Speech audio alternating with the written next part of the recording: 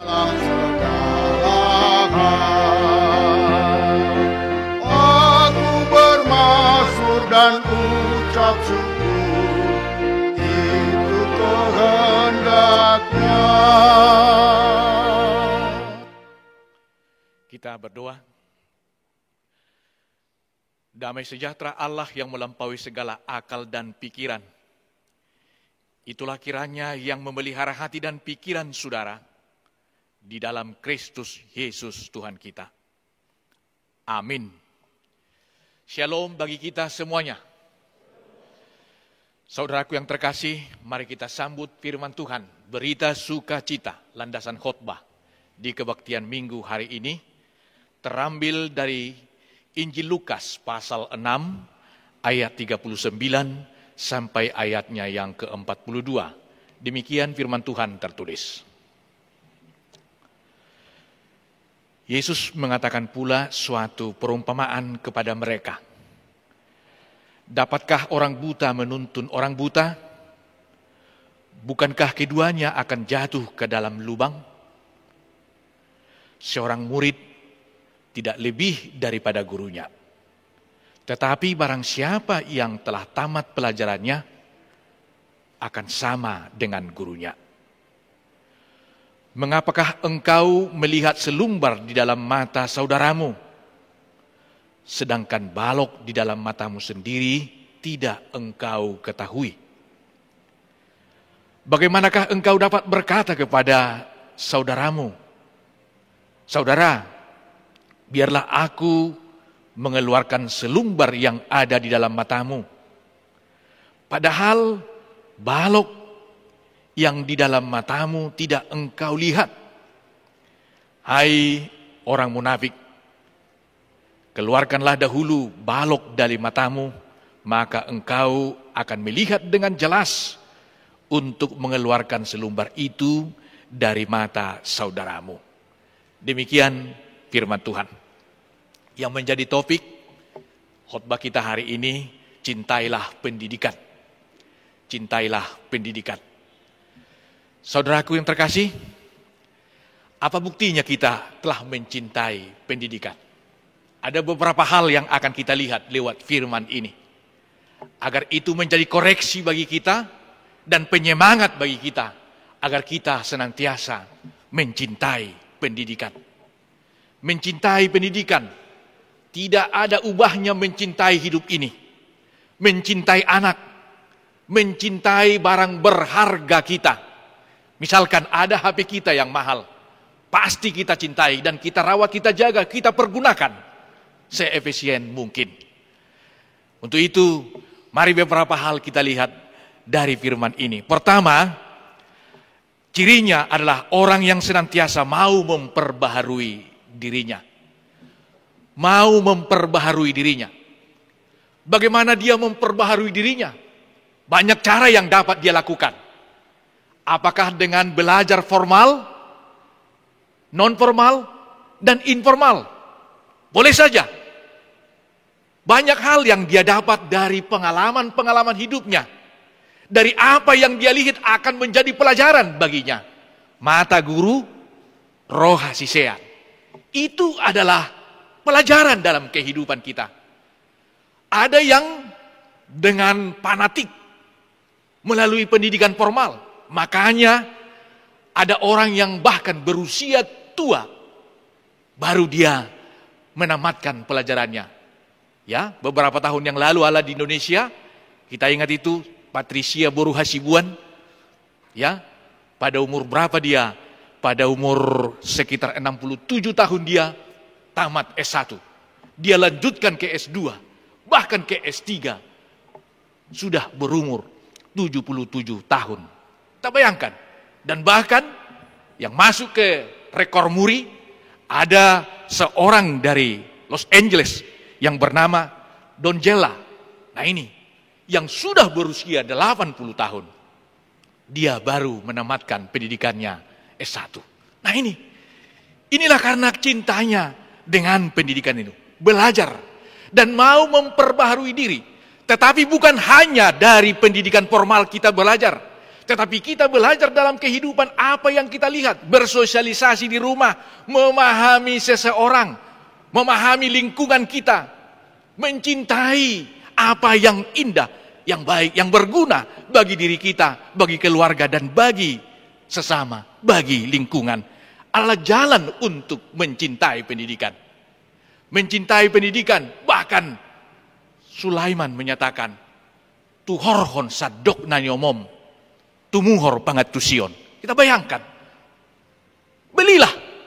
Artinya memakai segala potensi yang ada.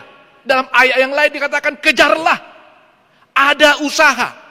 Nah ini, ada kesengajaan. Kalau mengejar, harus lebih cepat yang mengejar dari yang dikejar. Nah ini, kalau yang dikejar, ya lebih cepat dari yang mengejar, tetap tertinggal. Nah ini, kalau ada sesuatu yang kita kejar, agar itu dapat, maka kita harus berlari sekuat tenaga, memakai segala potensi yang ada pada diri kita untuk belajar, untuk mencarinya, untuk mengejarnya melalui segala perbuatan-perbuatan baik. Maka orang bijak berkata, rajin pangkal pandai, malas pangkal bodoh. Orang yang malas akan menjadi bodoh. Orang yang bodoh akan menjadi gagal. Kemanapun dia melamar, tidak akan diterima. Nah ini, kalaupun dia masuk ke suatu pekerjaan tertentu, dia pun akan menjadi beban di tempat itu, dalam pekerjaan itu. Maka orang yang bodoh tadi akan gagal. Orang yang gagal akan menjadi miskin. Nah ini, orang yang miskin, bukan tidak mungkin dia jatuh ke dalam kejahatan. Karena apa? Karena tuntutan perut. Padahal uangnya tidak ada. Maka dia akan melakukan segala sesuatu demi perutnya. Tetapi orang yang rajin itu, pangkal pandai tadi, akan pandai. Orang pandai kemanapun dia, diterima. Kenapa? Karena pintar. Nah ini, kalau dia diterima maka dia berhasil. Orang yang berhasil maka banyak uangnya. Dia bekerja di sana selalu mendapat promosi demi promosi. Kalau banyak uangnya, banyak hal yang dapat dia lakukan, maka dia bersuka cita. Sementara yang gagal tadi, yang jatuh kejahatan itu akan menderita di sel. Tetapi yang tadi yang mencintai pendidikan, yang rajin itu akan bersuka cita dalam kehidupannya. Itulah besarnya manfaat kehidupan pendidikan itu dalam kehidupan kita. Saudaraku yang kekasih, kemauanlah menghantar kita untuk dapat meraihnya. Di mana ada kemauan, di situ ada jalan. Where there is a will, there is a way. Maka harus ada kemauan dalam kehidupan kita.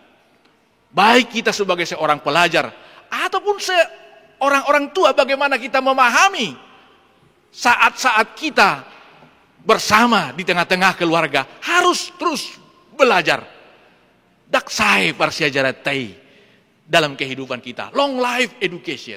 Terus kita akan belajar. Agar apa? Agar senantiasa kehidupan kita relevan dengan situasi. Pada mulanya banyak orang yang membenci YouTube atau HP. Nah ini dipergunakan, bahkan membaca Alkitab juga ada ya orang yang alergi memakai itu. Tapi dengan teknologi itu, apalagi dengan keadaan kita saat ini yang di masa pandemi ini, harus kita terima realitas itu.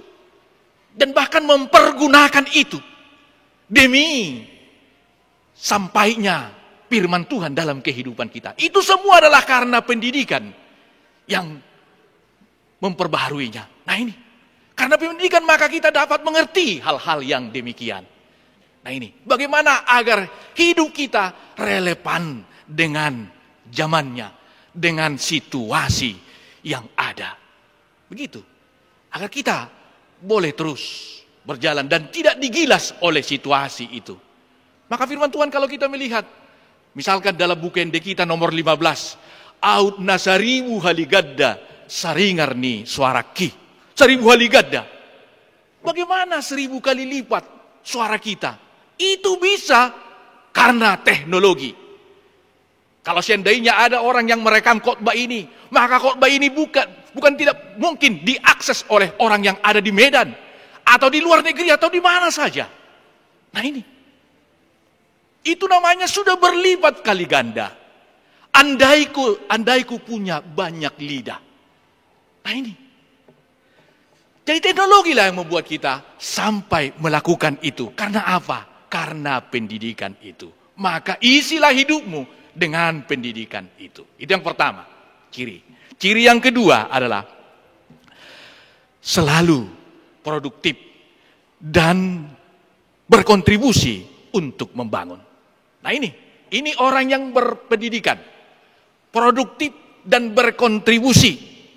Dia melakukan apa yang dia pelajari itu karena dia akan terampil. Karena 3 domain pendidikan itu. Pertama, kognisi, ya, ilmu pengetahuan, knowledge. Selain itu ada afektif, artinya apa pengaruh pendidikan itu yang dia pelajari ke dalam dirinya, tetapi itu bagian yang ketiga akan mendorong dia menjadi motorik, cakap melakukan suatu perbuatan baik. Maka orang yang berpendidikan itu akan membuat yang sulit menjadi mudah dimengerti. Bukan sebaliknya. Yang salah bisa diajari supaya memperbaharui dirinya. Nah ini, yang tertinggal bisa diperlengkapi agar dia bisa mengejar yang lainnya. Nah ini, karena apa? Karena dia sudah mampu menjadi guru. Nah ini, makanya firman Tuhan, kalau kita menjadi guru, bagaimana kita menjadi guru kepada orang lain? Kalau kita buta, bagaimana orang buta menuntun orang buta? Kalau orang buta menuntun orang buta, kedua-duanya akan masuk dan terperosok ke lubang yang sama. Nah ini. Jadi harus ada orang yang melek, ada orang yang bisa memberi solusi dalam kehidupan. Dia berkontribusi, dia berbuat, dia berpartisipasi.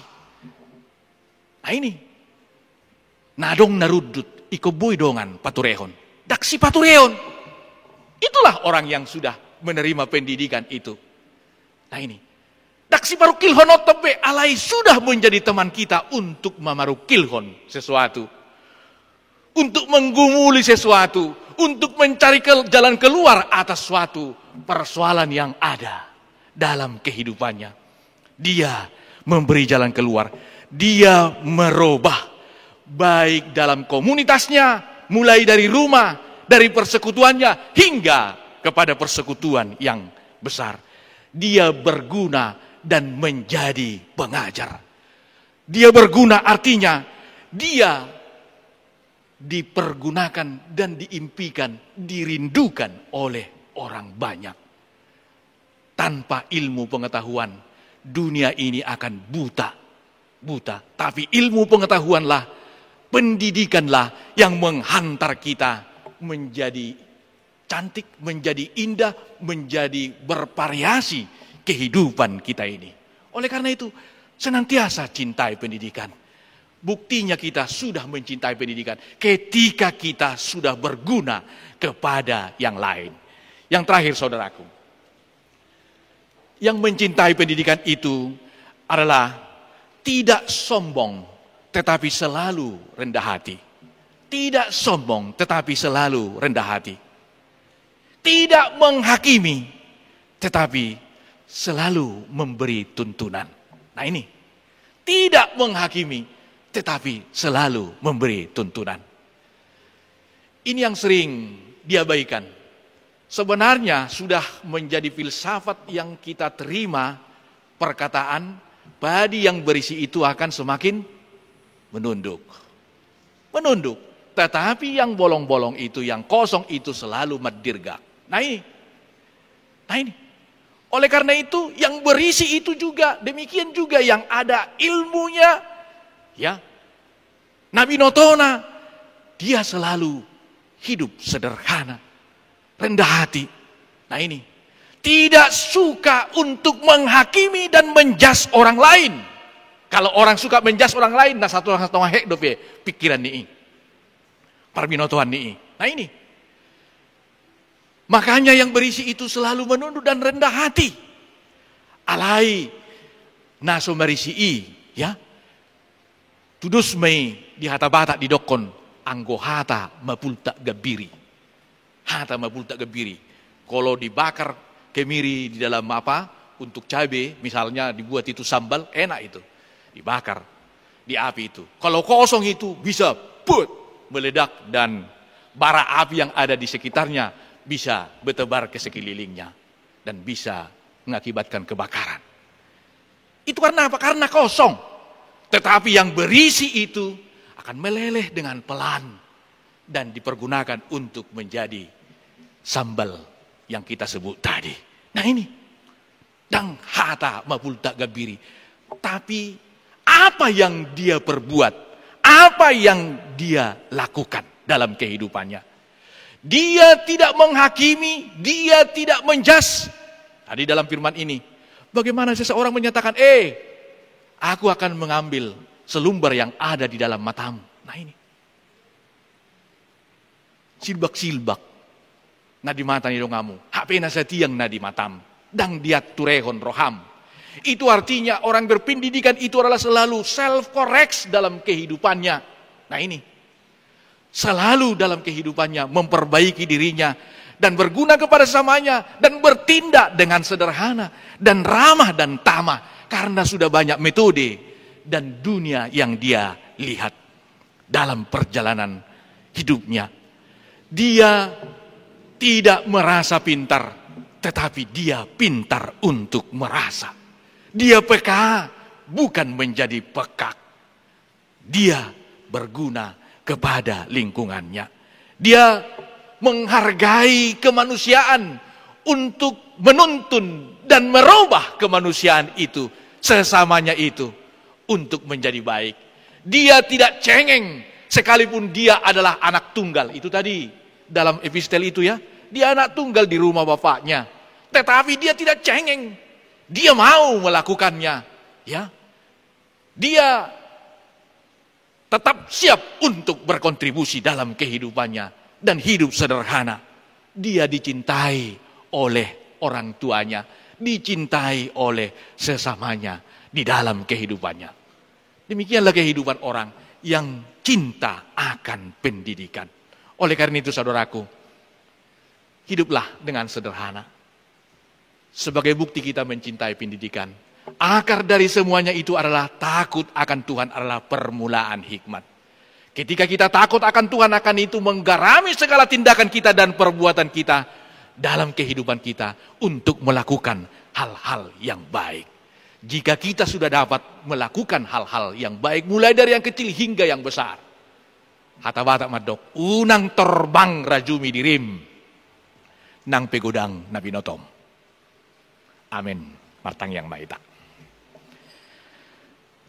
Terima kasih Tuhan atas firman-Mu yang kami dengar. Biarlah firman-Mu senantiasa memperbaharui semangat kami untuk belajar, baik formal dan informal. Terpuji nama-Mu Bapa, agar kami senantiasa memperbaharui hidup kami, agar pelayanan kami relevan, pengajaran kami kepada anak-anak kami aktual, dan bahkan kami dapat hidup di zaman yang serba berubah-ubah ini. Ajari kami Tuhan dengan firman-Mu, terpujilah Engkau. Biarlah kami menjadi garam dan terang, dan berguna bagi sesama kami, untuk membangun kehidupan persekutuan kami. Bapa di dalam surga, kami bersyukur, karena Tuhan mengaruniakan seorang anak bagi keluarga Sinaga Inang Boruta Barat. Mari berkati anak itu, anak yang beroleh umur panjang dan beroleh hikmat yang dikasihi oleh orang tua. Kami juga bersyukur karena calon Sintua Gultom Borusitorus dapat bersekutu bersama dengan kami, karena lingkungan rumahnya sudah kembali di lingkungan pelayanan gerejamu di Gunung Malang ini. Mari berkati saudara kami ini dalam persekutuannya dengan sektor 12. Berkati pekerjaan keluarga, berkati juga semua apa yang mereka impikan. Kami berdoa buat jemaat kami yang menderita penyakit, khususnya kami memohon kehadirat-Mu buat Inang Sintua Lubis Boru Hutahayan yang hari ini akan menjalani operasi. Dan juga Amang Lubis, suami daripada Ibu Sintua Boru Banjarnahor. Dan mungkin masih banyak yang tidak dapat kami sebut satu persatu nama mereka, yang berada di tempat mereka masing-masing. Mari urapanmu Tuhan memberkatinya, menguatkan mereka, memberkati tangan para dokter dan semua sarana medis yang mereka pergunakan untuk menjadi kesembuhan kepada mereka.